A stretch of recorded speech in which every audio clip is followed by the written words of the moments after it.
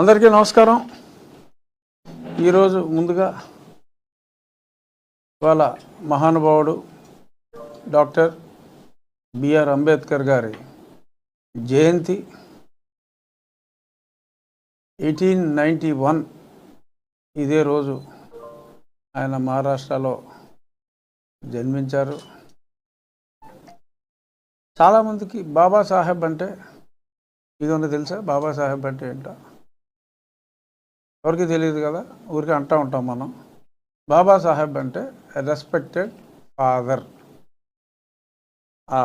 దాని పూర్తి అర్థం రెస్పెక్టెడ్ ఫాదర్. భీమ్రావ్ రాంబాయ్ అంబేద్కర్ అనే పేరులో రాముడు భీముడు ఇద్దరూ ఉన్నారు. చాలామందికి అంబేద్కర్ గారు రాజ్యాంగం రాశారు అన్నంత వరకు తెలుసు.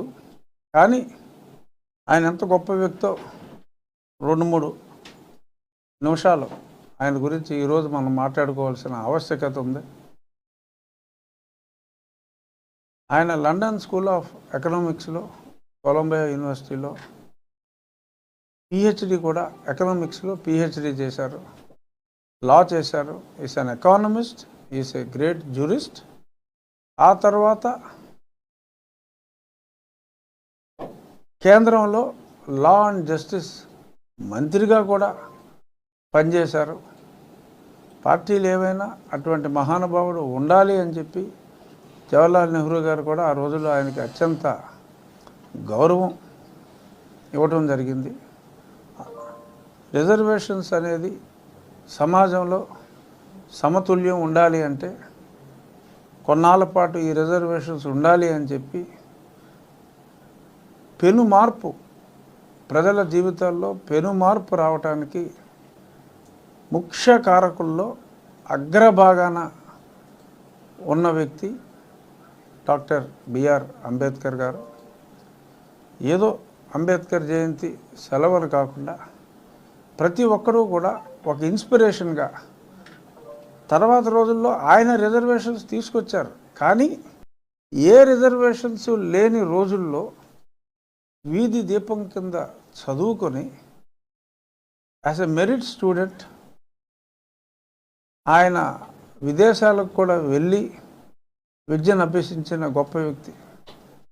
అంటే రిజర్వేషన్లు లేనప్పుడు ఆయన ఒక అత్యున్నత స్థానానికి వెళ్ళిన విశిష్ట వ్యక్తి డాక్టర్ బిఆర్ అంబేద్కర్ గారు. అటువంటి మహానుభావుని మనం ఒక ఇన్స్పిరేషన్గా తీసుకోవాలి, ఒక రోల్ మోడల్గా తీసుకోవాలి. ఆయన ఏ ఒక్కరికి అంటే ఒక కులానికో ఒక మతానికో, చాలామంది అంబేద్కర్ గారు తెలీదు, ఆయన బుద్ధిస్టు. ఎంతోమందిని కులరహిత సమాజం బుద్ధిజం. సో బుద్ధిజం వైపుగా ఆయన ఎంతోమందిని మరలించడం, ఈ అసమానతలు తొలగాలని ఆయన మరలించడం జరిగింది. సో ఒక రాజ్యాంగం రాసిన వ్యక్తిగానే కాకుండా ఒక మనిషి తలుచుకుంటే ఇర్రెస్పెక్టివ్ ఆఫ్ రిజర్వేషన్స్ ఎంత గొప్ప స్థాయికి వెళ్ళగలడో అన్నదానికి డెఫినేషన్. జవహర్లాల్ నెహ్రూ గారి తండ్రి కుబేరుడు, ఆయన బయటికి వెళ్ళి చదువుకున్నాడు. బట్ ఈయన ఏమీ లేకుండా అంతటి అత్యున్నత స్థాయికి వెళ్ళిన విశిష్ట వ్యక్తి. కాబట్టి మనందరికీ ఒక ఇన్స్పిరేషన్గా డాక్టర్ అంబేద్కర్ గారిని తీసుకోవాలి. ఒక కులానికి చెందినవాడు కాదు, అందరివాడు అంబేద్కర్ అనేది ఈ జయంతి సందర్భంగా నాకు నా భావాన్ని ప్రజలందరితో పంచుకోవాలనిపించింది. అంబేద్కర్ కొందరివాడు కాదు, అంబేద్కర్ అందరివాడు.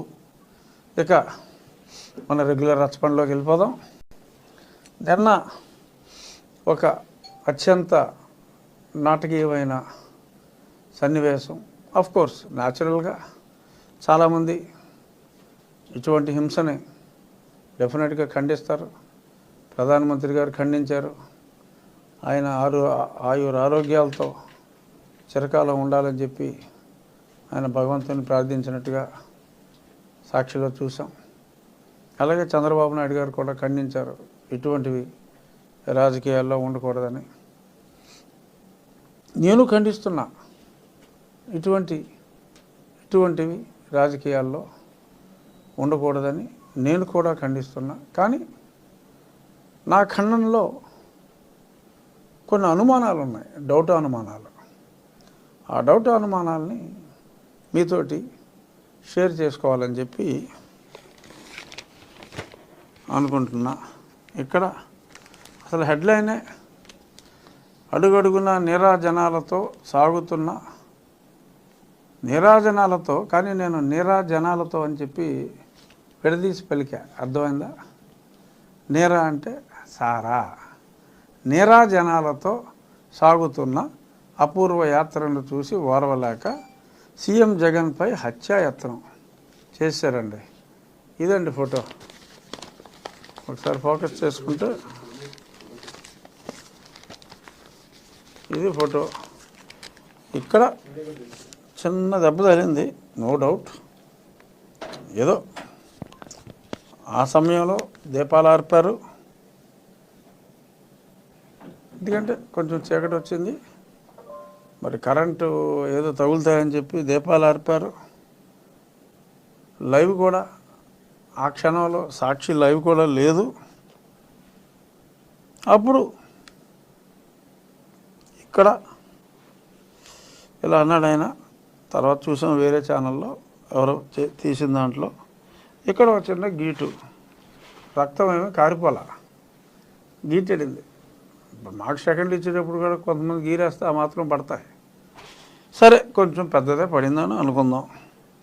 ఇది దీనికి ఎవడన్నా కుట్లేస్తాడా? బాబు చూడు నాయన వర్మ, చూడు, ఈ గీటుకి ఎవడన్నా కుట్లేస్తారా? జనం వేయరు. సరే, కన్నుకి తగలలేదు, కరతకి తగలలేదు, గురి చూసి ఆడు కొట్టాడా లేకపోతే గ్యాప్లో ఈయన ఒక చిన్న గీరుకున్నాడా అన్నది పక్కన పెడితే, ఈ ఫోటోలో ఇదంతా కమిలినట్టుగా కన్నుమూసాడు. కన్నుమూసాడు కదా దెబ్బ తగిలినప్పుడు. అదే సాక్షిలో ఇంకో ఫోటోకి వెళ్దాం.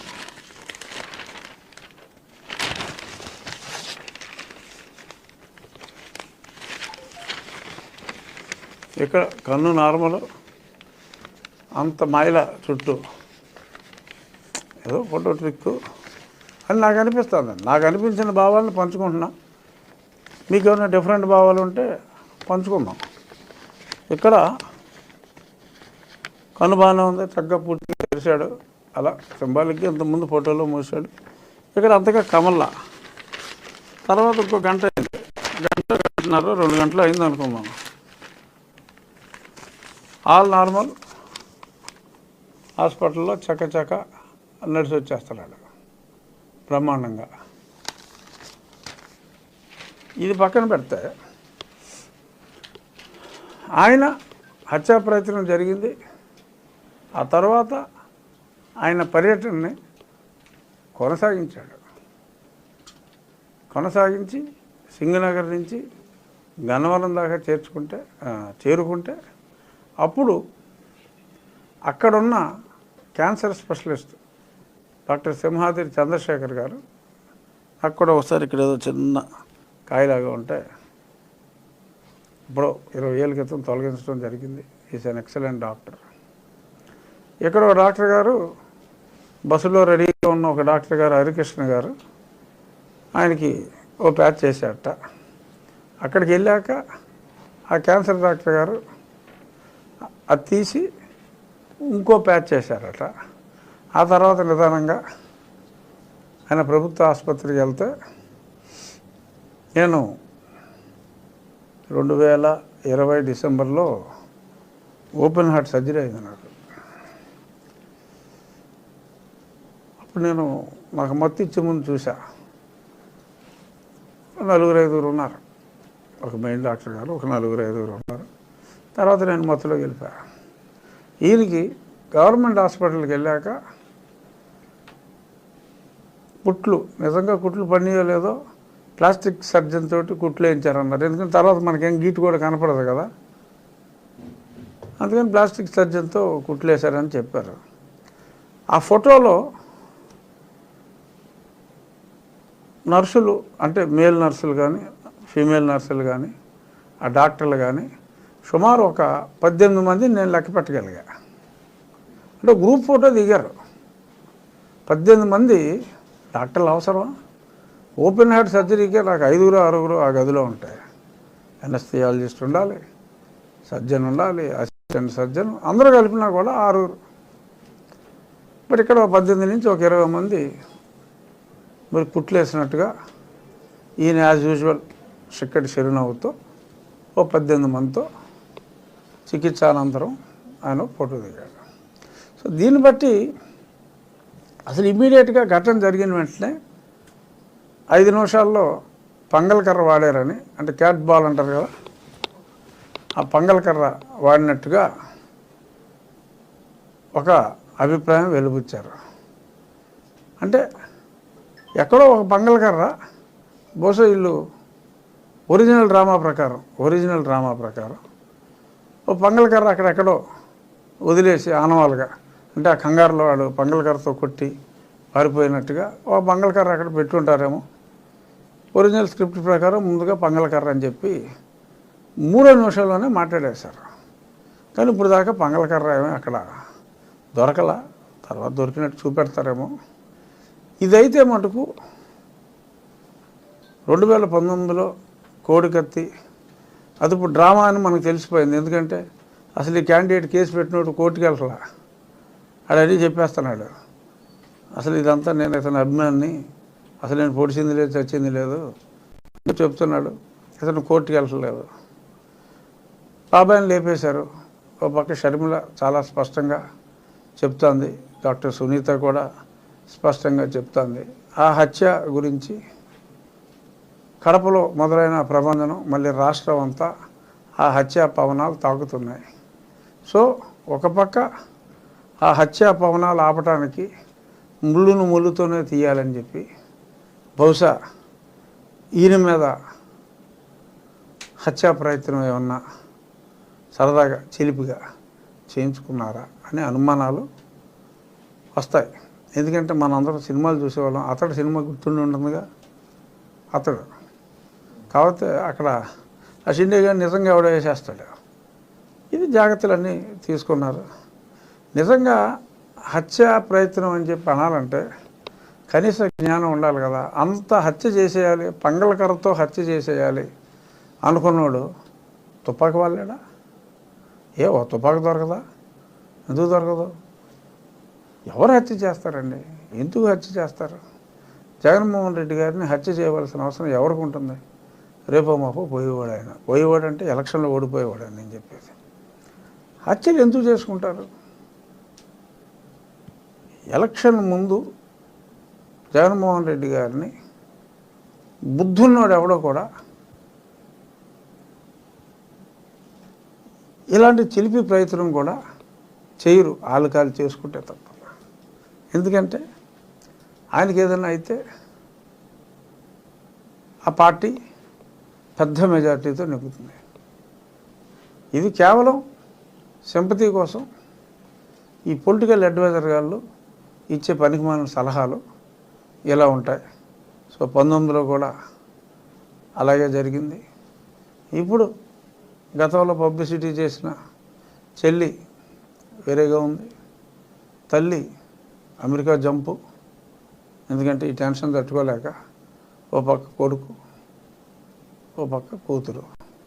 ఈ గొడవ నాకు ఎందుకని ఆవిడ పిల్లల దగ్గరికి, మనవల దగ్గరికి అమెరికా ఆవిడ జంపు. సో ఎన్నికల సర్వేలు చూస్తే దారుణంగా ఉన్నాయి. ఆ జనం చూస్తే ఎవరు రావట్లేదు. సో కాబట్టి నా వరకు అంటే అందరూ అచ్చెన్నాయుడు గారు విమర్శించారు, ఏదో 2.0 కోడికత్తి 2.0 అన్నారు. సరే, కొందరు ఇది చాలా అన్యాయం అని చెప్పారు. బట్ నా వరకు ఇది కేవలం డ్రామా అని చెప్పి చాలా స్పష్టంగా మరీ దొరికేసే విధంగా కొంచెంసేపు కన్ను మూసి, కొంచెంసేపు మామూలుగా ఉండి, కొంచెంసేపు కవిలిపోయినట్టు ఫోటోలు వేసి ఇమ్మీడియట్గా అంబటి రాంబాబు గారు చంద్రబాబు నాయుడే దీనికి బాధ్యుడు అన్నాడు. చంద్రబాబు నాయుడు గారికి ఏంట్రా బాబు సంబంధం? ఆయన కాబోయే ముఖ్యమంత్రి ఇలాంటి తింగరపల్లి ఎవడ మటుకు ఎందుకు చేస్తాడు? దీనికి వారు బాధ్యత వహించాలి. అప్పుడు చంద్రబాబు నాయుడు గారు సీఎం కింద ఉన్నప్పుడు జగన్మోహన్ రెడ్డి ఆ డ్రామా ఆడినప్పుడు చంద్రబాబు నాయుడు బాధ్యుడు అన్నారు.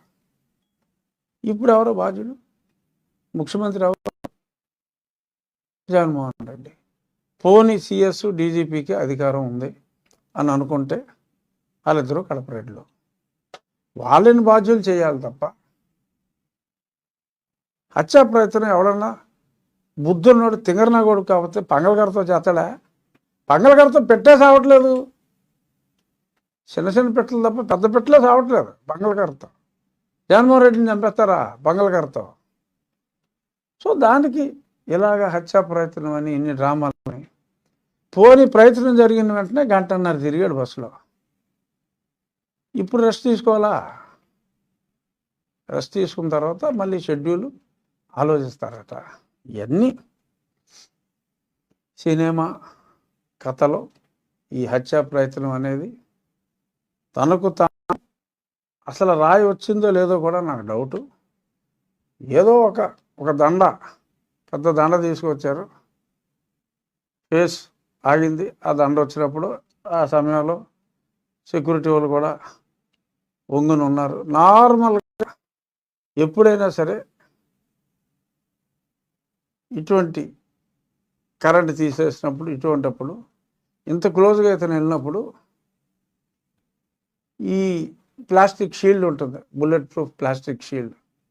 ఈయన ముఖారం విందాన్ని అవతల వాళ్ళు చక్కగా చూసుకోవచ్చు, ఈయన ముసిముసి నవ్వులు చూసుకోవచ్చు, తిట్టి ఊపినా సరే కనపడుతుంది, ఎటువంటి ఇబ్బంది లేదు.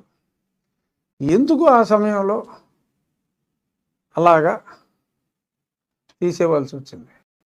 అంటే ఈ కరెంటు తీస్తారు ఈ టైంలో అని, ఈ టైంలో ఆయన ఇక్కడికి వచ్చినప్పుడు ఒక దండ వస్తుందని, ఆ దండ వచ్చినప్పుడు సెక్యూరిటీ ఉంటుందని, అప్పుడు అదే సమయంలో ఆ వెహికల్ ఆ పర్టికులర్ స్పాట్లోకి వస్తే ఆ పక్కన బిల్డింగ్లో ఉందంట, ఆ బిల్డింగ్లో ఒకటి పంకలకర్ర పెట్టుకుని రెడీగా ఉన్నా అంట.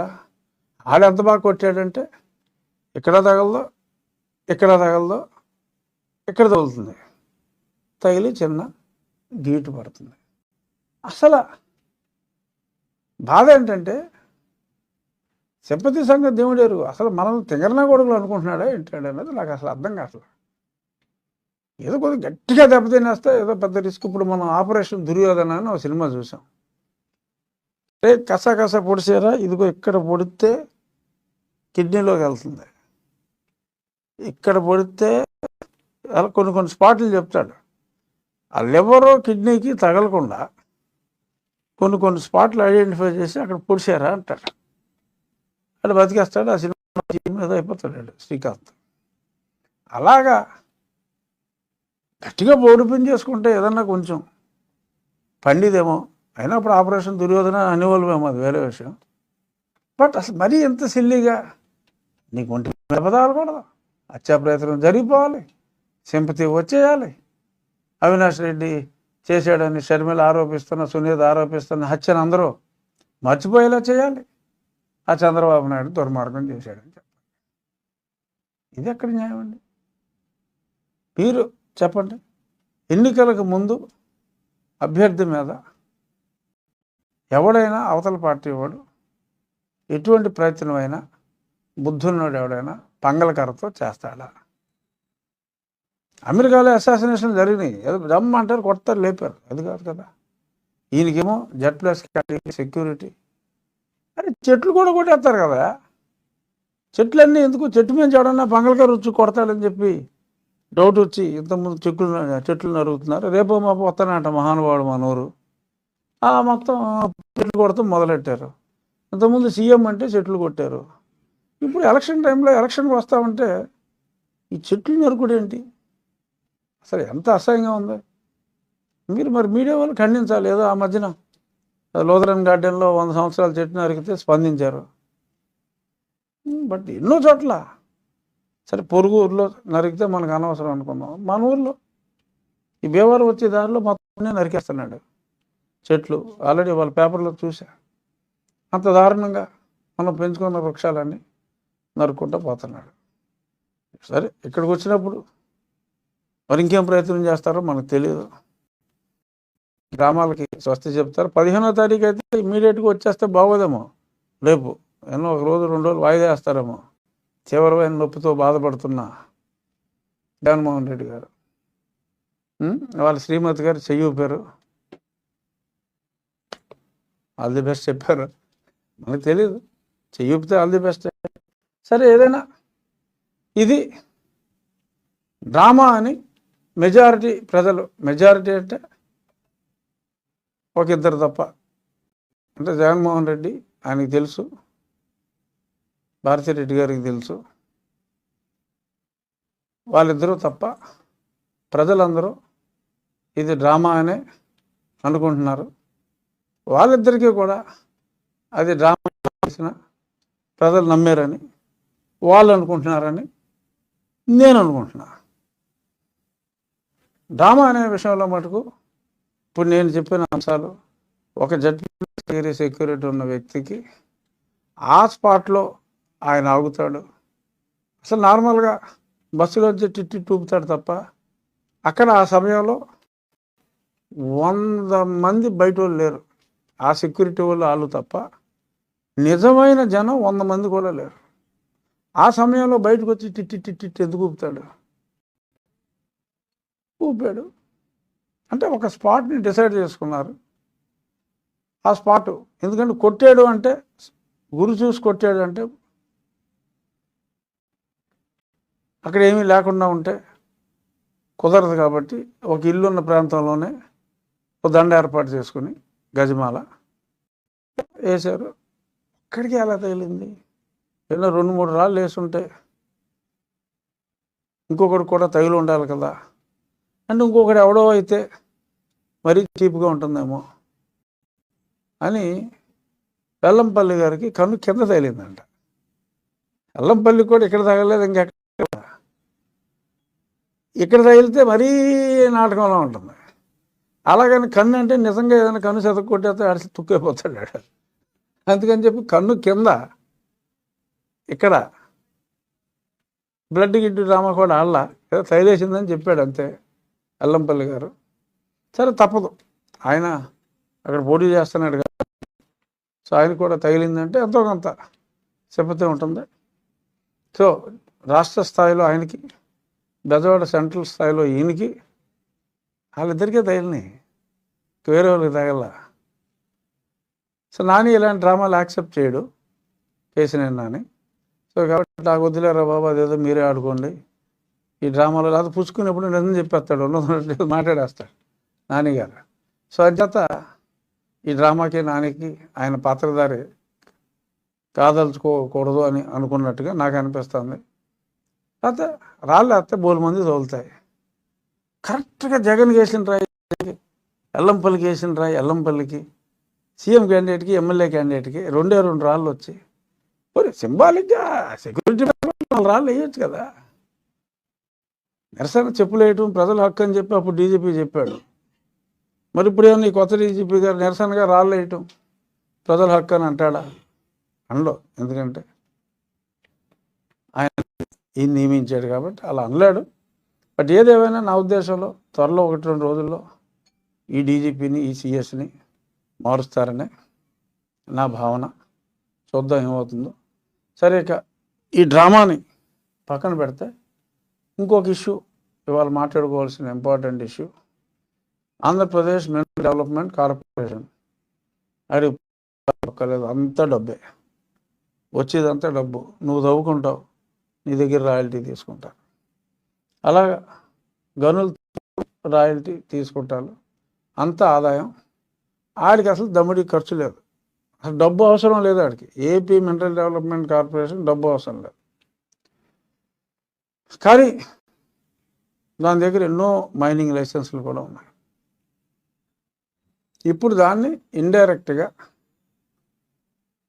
ఒక విదేశీ సంస్థ 7,000 కోట్లు అప్పు తెచ్చేశారు.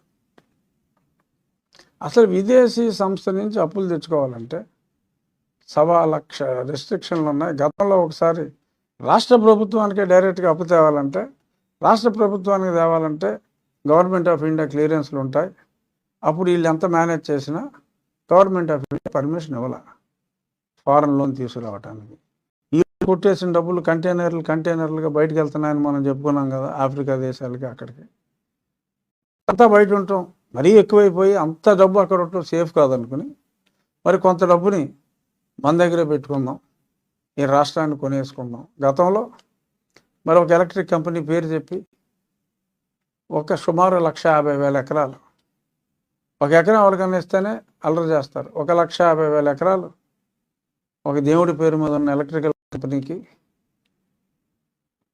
2 లక్షల కోట్లు పెట్టుబడి పెడతారని, ఆ కంపెనీ రిజర్వ్స్ 500 కోట్లు లేవు, వాళ్ళు 2 లక్షల కోట్లు పెట్టుబడితో రకరకాల ఫోటో వాలటైల్ సెల్స్, ఒక 50,000 మెగావాట్లు సోలార్ ప్లాంటు, అంటే భారతదేశానికి కావాల్సిన దానికన్నా కూడా ఎక్కువ ఆంధ్రప్రదేశ్లో ఒక దగ్గర పెట్టేసేలాగా వాళ్ళు ఏదో డ్రామాలు ఆడారు. సరే, దాని వెనకాల అందరికీ తెలుసు.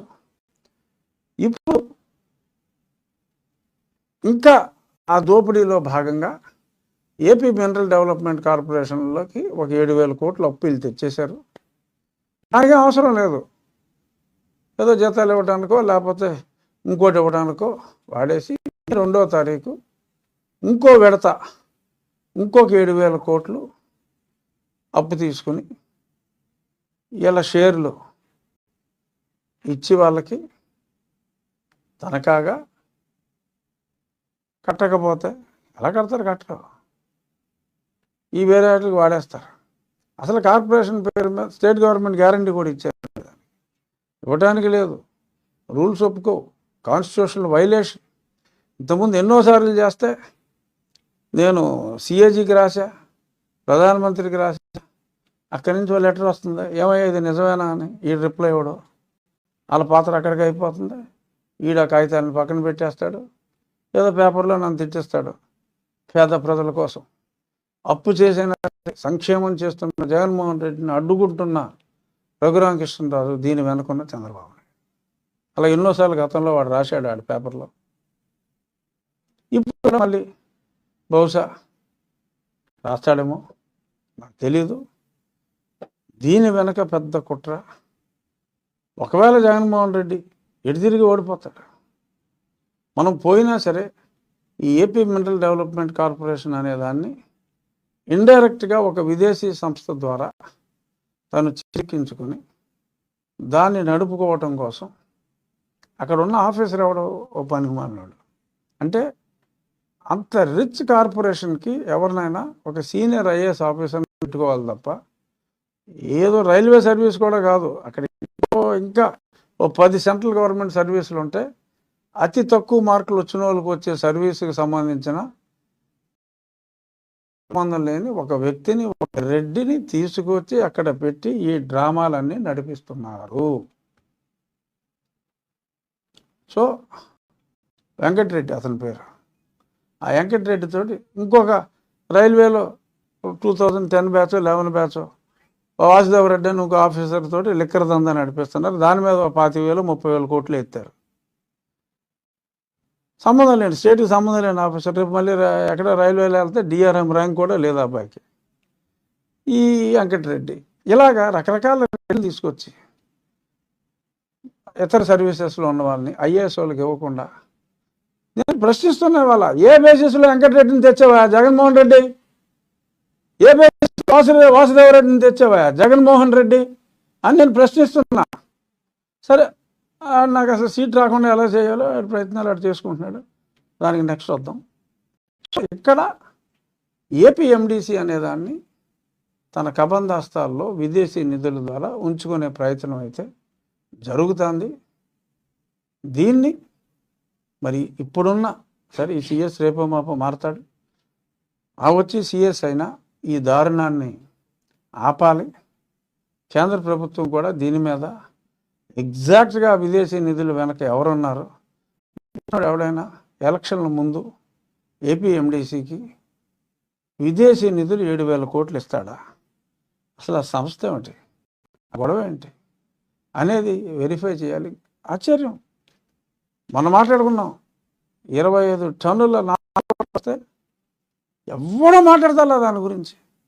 అలాగే మరి ఇప్పుడు దీని గురించి అయినా మాట్లాడతారా? ఇంకో 2 రోజుల తర్వాత దీన్ని మర్చిపోతారా? పాపం ఆంధ్రజ్యోతి పేపర్ ఒకటే దీన్ని ఈ నిజాన్ని బయటికి తీసి పోరాడుతున్నాడు. మరి మిగిలిన వాళ్ళు మాట్లాడతారా? మాట్లాడితే ఎప్పుడు మాట్లాడతారు? సో దీనికి అయితే నా తీవ్ర నిరసన వ్యక్తం చేస్తున్నా. మనల్ని మన బ్రతుకుల్ని మద్యం ద్వారా, డ్రగ్స్ ద్వారా, అలాగే మన భవిష్యత్తుని ఇటువంటి అప్పులు తీసుకొచ్చి రాష్ట్ర ప్రభుత్వ గ్యారంటీలు ఇచ్చి మళ్ళీ కోలుకోలేని విధంగా దెబ్బతీస్తున్న వ్యక్తికి మనం ఓట్లేయాలా అన్నది విజ్ఞత ఉన్న ప్రజలు ఆలోచించవలసిన అవసరం ఎంతైనా ఉంది. నిన్న నా ఫోన్ అది నిన్న ఐ థింక్ మొన్న ఎప్పుడో విజయసాయి రెడ్డి గారు TV9 రజనీకాంత్ గారికి ఒక ఇంటర్వ్యూ ఇస్తూ పుసుక్కుని ఉన్నదని చెప్పాడు. ఎప్పుడూ క్యాచ్ చేయలే. చాలా ఆశ్చర్యం అనిపించింది నాకు. ప్రతిపక్షం క్యాచ్ చేయలేదు, సరే మీ మీడియా వాళ్ళు క్యాచ్ చేయలేదు. నాకు నా స్నేహితుడు ఒక అతను ముస్లిం, పేరు చెప్తే మళ్ళీ ఆడి మీద అటాక్ జరుగుతుంది కాబట్టి చెప్పను, నాకు ఓ వీడియో పెట్టాడు.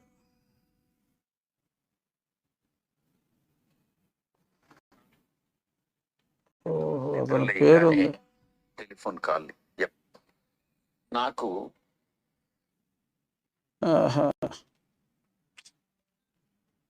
బాబు, నేను అంటే ఇందులో ఆ వ్యక్తి పేరు ఉంది. ఆ వ్యక్తి పేరు మనం చెప్తే ఇందులో మీకు కనపడిపోతే వాడి కోడింగ్ ఇచ్చేస్తారు మా వాడికి.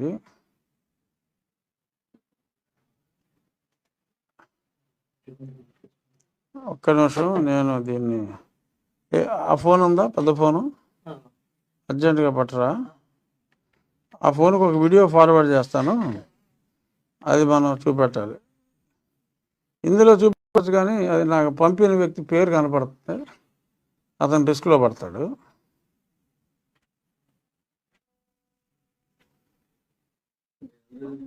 సార్ ఈ ఎఫ్ఆర్బిఎం పరిమితులు ఉన్నాయి కదా సార్, రాష్ట్ర ప్రభుత్వం అంటే కేంద్రం కూడా సహకరిస్తుందంటారండి?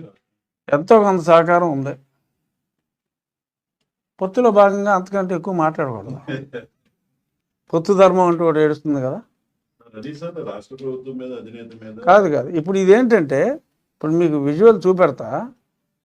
విజయసాయి రెడ్డి ఏం చెప్పాడు ముందు వినిపిస్తా, తర్వాత విజువల్ చూపిస్తా. నాకు తెల్లవారు నిద్ర లేయంగానే టెలిఫోన్ కాల్, ఎవరో విలేకరు టెలిఫోన్ చేశాడు. సార్ ఈ రకంగా వివేకానంద రెడ్డి గారు హత్య చేయబడ్డారు, చనిపోయారు. నేను పులివెందులకు ఫోన్ చేశాను. ఫోన్ చేసినప్పుడు అక్కడ వాళ్ళు చెప్పినటువంటి విషయం, ఆయన గుండెపోటుకు లోనయ్యారు, చనిపోయారు అని నన్ను చెప్పారు. అదే విషయం నేను ప్రెస్కి చెప్పాను. అంతే. అర్థమైందా? క్యాచ్ చేశారు పాయింట్. అచ్చగుర చనిపోయారు అన్నారు. పుసుకుందని చెప్పేసి సినిమా స్టంట్లు పెట్టాను ఇప్పుడు చూడు. సో ఆ రకంగా ఆయన నిజం చెప్పాడు. తెల్లారుజామున మాట్లాడుకున్నారు. 5:30కే అజయ్ కల్లం గారికి చెప్పేశాడు చిన్న ఆయన చనిపోయాడని. ఆయన కూడా సిబిఐకి అంతా చెప్పాడు. ఆయన అది రికార్డ్ అవ్వలేదు అనుకున్నారు. ఆ వాయిస్ మొత్తం క్లియర్గా రికార్డ్ చేశారు. అందుకని ఆ కేసు రాకుండా చేస్తున్నారు. సో దీన్ని బట్టి పరిశీలించి, పరీక్షించి, పరిశోధించి చూడగా తేలినదేమనగా వివేకానంద రెడ్డి గారిని వైఎస్ కుటుంబీకులే, ఇంకా క్లోజ్ కుటుంబీకుల సలహా సూచనతో ఓం నమ శివాయ కావించబడినదని చెప్పి అందరికీ చాలా స్పష్టంగా తెలిసింది. మరి ఈ స్టేట్మెంట్కి మరి ఎలాగో కేసు కంటిన్యూ చేయాలి, రీఓపెన్ చేయాలని సునీత కూడా అడుగుతుంది. మరి ఈయన కూడా, ఎందుకంటే ఆదమరుపులో నిజాలు వస్తాయి. అబద్ధం ఆడాలంటే ఆలోచించాలి. ఆయన పుసుక్కుని హత్యగా చనిపోయారని చెప్పారు.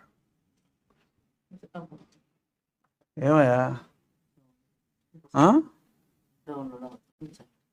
ఇంకోసారి పెడితే డౌన్లోడ్ అవుద్దా? ఎందుకంటే 30 seconds పెట్టే కానీ ఇది టర్నింగ్ పాయింట్. ఎవడు క్యాచ్ చేయలే దురదృష్టవశాత్తు. సర్లే, ఇందులోంచి నా ఫోన్లోనే ఇంకొకటి ఫార్వర్డ్ చేసి నేను ఇప్పుడు చూపెడతానులే, పేరు లేకుండా. నీకు డౌన్లోడ్ అవ్వకపోతే.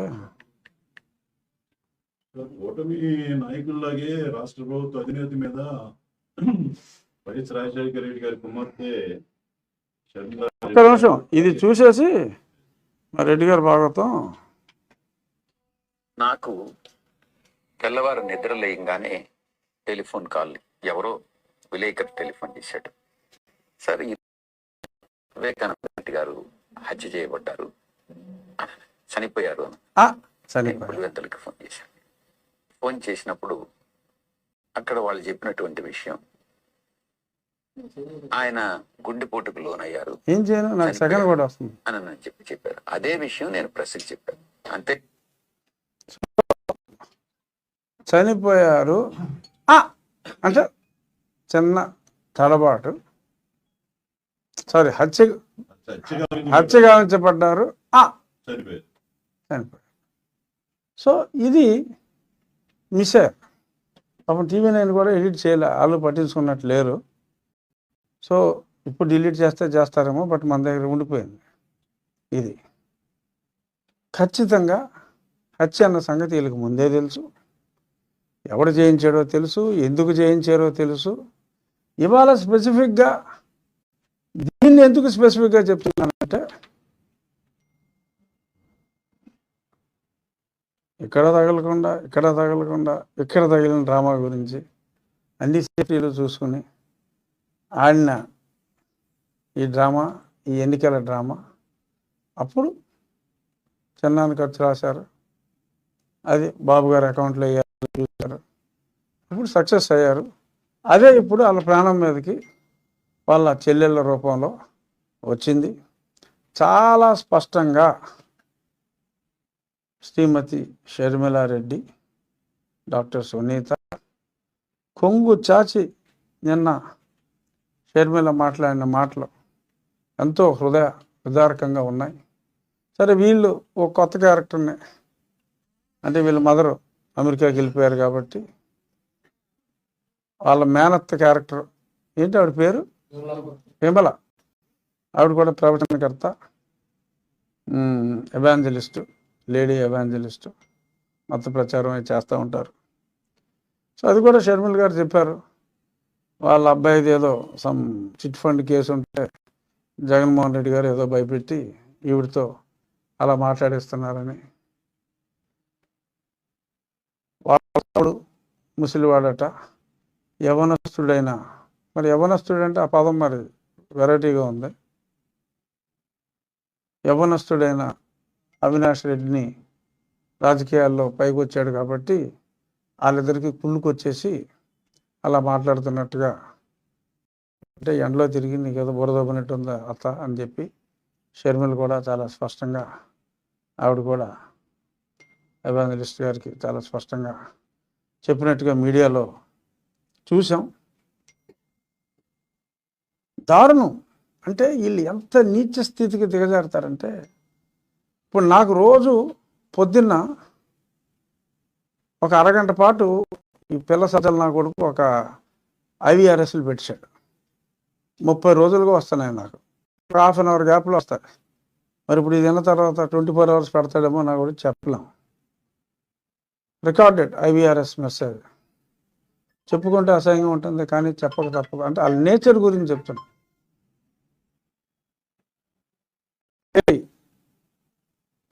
ఎల్ కొడక ఈ అమ్మ డాష్ అంటే చెప్పలేము,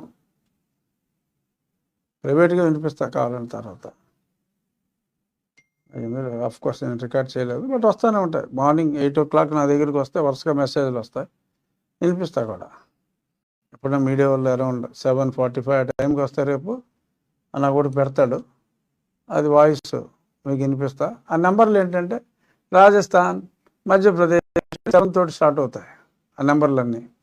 అది కనుక్కుంటే కంప్లైంట్ ఇద్దామంటే అది నెంబరు, అది ఓన్లీ కంప్యూటర్ జనరేటెడ్ IVRSలు వస్తాయి చూసారా, అది కంప్లైంట్ ఇచ్చినా మనం ఏం చేయలేము, వాళ్ళు పట్టుకోలేమన్నారు.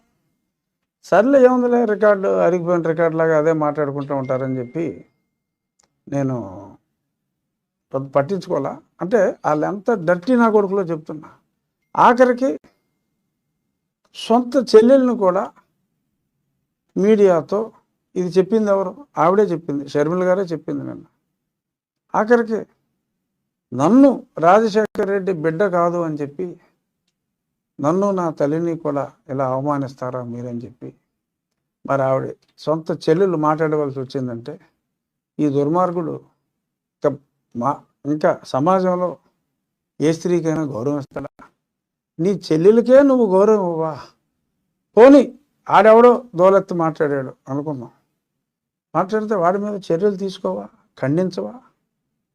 నీ చెల్లెల గురించి, నీ తల్లి గురించి, ఒక వ్యక్తి, నీకు కావలసిన వ్యక్తితో ఇలాగ మాట్లాడిస్తే, నీ చెల్లెలు ఇలా మాట్లాడిస్తావా అని అడిగితే కూడా స్పందించిన నువ్వు, నీ చెల్లికే అన్నగాని నువ్వు రాష్ట్రంలో ఉన్న మహిళలకు అన్న ఎలా అవుతావు?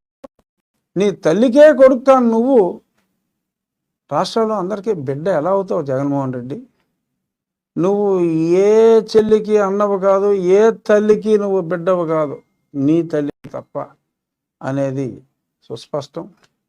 ఈ ఎదవ డ్రామాలు ఆపేస్తే మంచిది. ముందు నీ చెల్లిని నువ్వు గౌరవించు, నీ తల్లిని నువ్వు గౌరవించు. షర్మిల గారు ఇంకో మాట ఉంది, నేనేమి నా తండ్రి పేరు డైరెక్ట్గా వైఎస్ఆర్ తెలంగాణ పార్టీ అని నేను పెట్టినప్పుడు తెలంగాణలో నీకులాగా యువజన శ్రామిక రైతు అని పెట్టుకోవాల్సిన అవసరం లేదు అని కూడా ఆవిడ చాలా స్పష్టంగా చెప్పడం జరిగింది. మీ అందరికీ ఓ సందేహం రావచ్చు, చాలామంది సానుభూతి చూపెట్టారు జగన్మోహన్ రెడ్డి మీద. RRR ఎందుకు ఇంత క్లియర్గా ఈ డ్రామా గురించి మాట్లాడుతున్నాడు అనే అనుమానం మీకు వచ్చి నేను చెప్పాక వచ్చిందా? వచ్చి ఉంటుందిగా గ్యారంటీగా. అంటే ఇప్పుడు గతంలో ఈ పనికిమాలిన వాళ్ళు నన్ను తీసుకెళ్ళి చెతకొట్టారు. అప్పుడు సుధాకర్ రెడ్డి అనే ఒక పనికిమాలినోడు కొన్ని పనికిమాలిన ఛానల్స్లో ఏమని రాశాడు, కొంతమంది గర్భిణీ స్త్రీలకి కాళ్ళల్లో ప్రాబ్లమ్స్ ఉంటాయి, నా కాళ్ళు ముల్లెపూల్లో ఉంటాయి, పింక్ కలర్లో ఉంటాయి నా కాళ్ళు,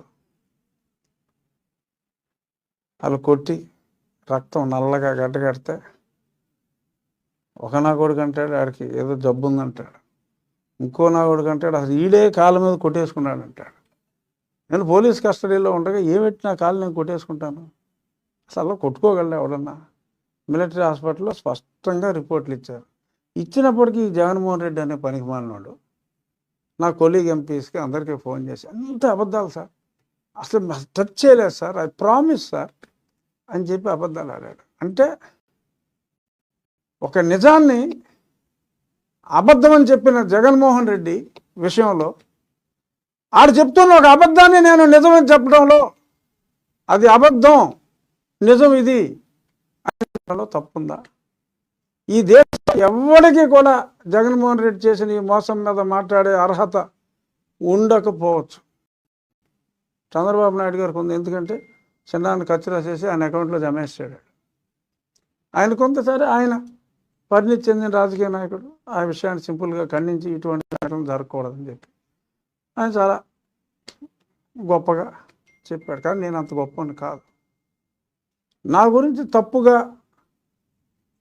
ఒక నిజాన్ని అబద్ధమని ప్రచారం చేశాడు. నేను నిజాన్ని నిజమని ప్రచారం చేస్తున్నా. నిజం అంటే డ్రామా అన్నది నిజం. అంటే వీడు చెప్తున్న అబద్ధాన్ని నిజమని నమ్మించాలని ఈ జగన్మోహన్ రెడ్డి చెప్తున్న ఒక అబద్ధాన్ని నేను అది అబద్ధమని నిజం చెప్తున్నా. నేను చెప్పిన నిజాన్ని అబద్ధమని అతను చెప్పాడు. సో అర్హత నాకు ఉంది కాబట్టి అతని మీద కామెంట్ చేయడానికి నేను మాట్లాడుతున్నా. నాకు సరే అతని ఇన్ఫ్లుయెన్స్ అతను వాడాడు కొన్నాళ్ళ, సరే ఎంపీ సీటు అప్పుడు నాకు పోదొబ్బింది ఈడే, అది జగమెరిగిన సత్యం, జగనెరిగిన సత్యం. మీకు తెలుసు, మాట్లాడలేరు. నేను ఒక్కోసారి మరి మాట్లాడవలసి వస్తుంది. ఏదేమైనా తప్పకుండా మొన్న చంద్రబాబు నాయుడు గారు ఏం చెప్పారో చూశారు. చూద్దాం ఎంపీయా ఎమ్మెల్యేయా 22వ నామినేషన్ వేస్తున్నా. ఉదయం 11, 11:30 మధ్యలో. ఇప్పుడే తొందరపడి ఎమ్మెల్యేయా ఎంపీయా అని అడగద్దు. బహుశా రేపు తెలియచ్చు, రేపు మళ్ళీ కూర్చుందాం. ప్రస్తుతానికి ఆ ప్రశ్నలు మీలోనే ఉంచేసుకోండి.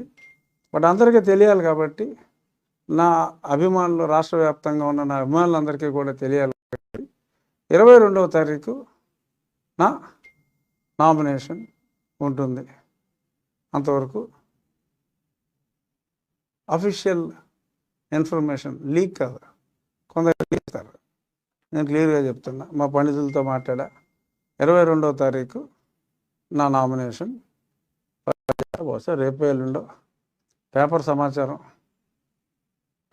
నన్ను మీ పేపర్లో కూడా వచ్చింది ఇవాళ. సో ఆ పేపర్ వార్తల ప్రకారం ఇది. ఇక మొన్న కామెంట్లు కాదు, రామరాజు గారు, శివరామరాజు గారు నాకు ఇద్దరు స్నేహితులే అని చెప్తూ కొన్ని దీక్షల గురించి మాట్లాడటం జరిగింది. ఎవరో స్టేట్మెంట్లు ఇచ్చారు, దొంగ దీక్షలు అన్నారు. ఆ మాటలో వెనక్కి తీసుకోవాలి, వెనక్కి తీసుకోకపోతే నా మీద తీవ్ర చర్యలు తీసుకోవాలని చెప్పి వాళ్ళు కోరటం జరిగింది. నాకు నా మీద తీవ్రమైన చర్యలు తీసుకుంటారంటే నాకు చచ్చేంత భయం. అందుకని ఆ మాటలు వెనక్కి తీసేసుకుందాం, మందేం పోయింది. నేను ఇది జోదరులు, బెట్టింగ్ బ్యాచ్ కావాలని చేస్తున్నారు ఈ నిరాహార దీక్షలు అని అన్న ఆ మాటల్ని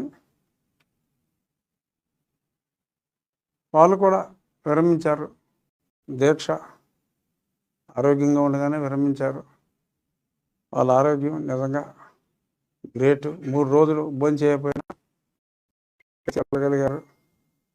నిజంగా అటువంటి ఆరోగ్యం నేను కూడా కోరుకుంటున్నాను.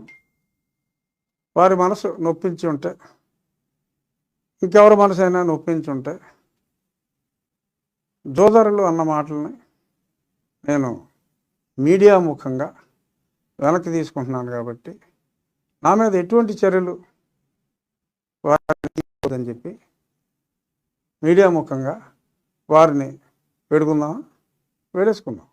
వేడుకుంటున్నా. సీరియస్గా, సరదాగా అనలా. నేను జోదరులు అన్న మాటని, దొంగ మాటని నేను వెనక్కి తీసుకుంటూ 3 రోజులు నిరాహార దీక్ష ఉత్సాహంగా చేయొచ్చు అని, రేపు ఎప్పుడైనా నేను నిరాహార దీక్ష చేయవలసిన అవసరం వస్తే నాకు స్ఫూర్తి నింపిన వారికి నా అభినందనలు కూడా తెలియజేస్తూ, ఎలా చేయాలి నీరసం రాకుండా 3 రోజులు దీక్ష అన్న దాని మీద అవకాశం వచ్చినప్పుడు, లేదా నేను ఎప్పుడైనా ఇలాంటి దీక్ష చేయాల్సిన అవసరం వచ్చినప్పుడు వారి సూచనలు నేను అడిగితే నాకు ఇవ్వాలని చెప్పి మీడియా ముఖంగా వారికి తెలియజేసుకుంటూ మరొక్కసారి నా వ్యాఖ్యల్ని నేను భయభక్తులతో విరమించుకుంటున్నాను. నామినేషన్ సందర్భంగా రాష్ట్రంలో ముఖ్య నాయకులు ఎవరు రారు, అభిమానులు వస్తారు. ఎందుకంటే అందరూ వస్తారు. అందుకే నేను ముందు అనౌన్స్ చేశా, డెఫినెట్గా నాయకులు. ఎందుకంటే ఎవరికాళ్ళు వాళ్ళ నామినేషన్ గొడవలు వాళ్ళు ఉంటారు. 22వ తారీఖు మంచి ముహూర్తం కాబట్టి ఎక్కువ మంది ఆ రోజే, అంటే కొన్ని నక్షత్రాల సెట్టింగ్లు ఉంటాయి, అందరికీ సూట్ కాకపోవచ్చు, కానీ నాయకులు ఎవరు గొడవలు వాళ్ళు ఉంటారు కాబట్టి నన్ను అభిమానించే ప్రజలు రాష్ట్రం నుంచే కాకుండా విదేశాల నుంచి కూడా, అంటే ఫారినర్స్ కాదు, మన అన్నారు చాలామంది వచ్చే అవకాశం ఉంది. 22 అదే అడగొద్దని చెప్పాగా, నాకు తెలియదు కనుక. రాశారు కదా పేపర్లో, ఏం రాశారు, ఎంపీకి పైకి పంపించారు అన్నారు. సో మళ్ళీ దానికి జగన్మోహన్ రెడ్డి ఒప్పుకోవాలి, బోళ్ళు ఉంటాయి గోడలో. సో కాబట్టి ఖచ్చితంగా ఎంపీ ఎమ్మెల్యేల్లో ఒకదానికి నేను పోటీ చేస్తానంటే పేపర్లో రాసిన విషయాన్నే చెప్తున్నా, నాకు తెలిసిన విషయం కాదు, పేపర్లో రాసిన విషయం. రాష్ట్రంలో తెలుగుదేశం కూటమి ప్రభుత్వ అధినేత మీద రాజకీయ పోరాటం, ఎన్నికల పోరాటం చేస్తుందండి. లోకేష్ గారికి కేంద్ర బలగాల యొక్క రక్షణ కూడా ఇచ్చారండి. ఇదే సందర్భంలో అది కుటుంబం ద్వారా కానీ, లేదంటే రాజకీయ పార్టీ నాయకులుగా కానీ షర్మిల గారు, సునీత గారు, డాక్టర్ సునీత గారు పోరాటం చేస్తారు. కేంద్ర బలగాల రక్షణ ఏమని అది వాళ్ళే కోరుంటారు ఈ పాటికి. ఎందుకంటే అన్నిట్లోనూ మనం ఎలెట్టేయటం దేనికి? జగన్మోహన్ రెడ్డి చేసిన అన్యాయాలని ఇప్పుడు ప్రజలకు చెప్పటం నా బాధ్యత. డెఫినెట్గా ఎవరికైతే థ్రెట్ ఉందో వాళ్ళకి డెఫినెట్గా ప్రొటెక్షన్ కేంద్ర ప్రభుత్వం ఇస్తుంది. నాకు కూడా ఇచ్చింది కదా, నాకు వై కేటగిరీ సెక్యూరిటీ ఇచ్చింది.